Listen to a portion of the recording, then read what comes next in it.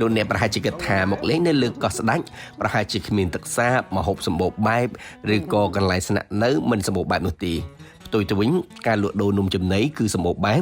ហើយតម្លៃវិញក៏ដូចជាការលក់ដូរនៅលើគុកធម្មតាផងដែរលោកអ្នកក៏មិនចាំបាច់ព្រួយបារម្ភអំពីការស្នាក់នៅនោះដែរខ្ញុំបានជួបជាមួយនឹងម្ចាស់ផ្ទះសំណាក់មួយកន្លែងដែលពីមុនគាត់គឺជាអ្នកនេសាទមួយរូបការពីមិនទាន់មានទេសចរយើងរកស៊ីនេសាទវាយត្រីសំប៉ាន់អូបាទហ្នឹងហើយដល់ពេលមានទេសចរទៅយើងឈប់អស់រសមុទ្រឥឡូវមកកើតទេសចរចាហើយសម្រាប់ផ្ទះបងអ្នកមីងហ្នឹងយើងគេងគិតមិនតម្លៃមិនអីមិនដែរអូមានកន្ទប់ខែ1ខែ2ខែ3ខែ1ហ្នឹង30ហើយខែ2 50ខែ3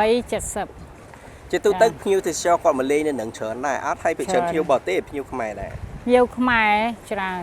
ហ្នឹងហើយបាទតាមរបាយការណ៍នៅក្នុងឆ្នាំ2022នេះកន្លែងស្នាក់នៅនិងកន្លែងសម្រាកលំហែកាយនៅលើកោះស្ដេចនេះគឺមានប្រមាណជា40កន្លែងដែលបានបង្កើតឡើងដោយម្ចាស់ចំនួន23រូប